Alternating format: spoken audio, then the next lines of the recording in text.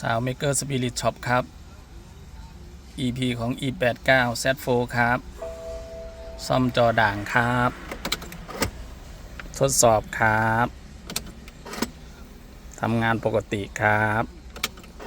เตรียมส่งครับช่างเฉพาะทางครับสายคืน 97-98% ครับแพงไหมครับ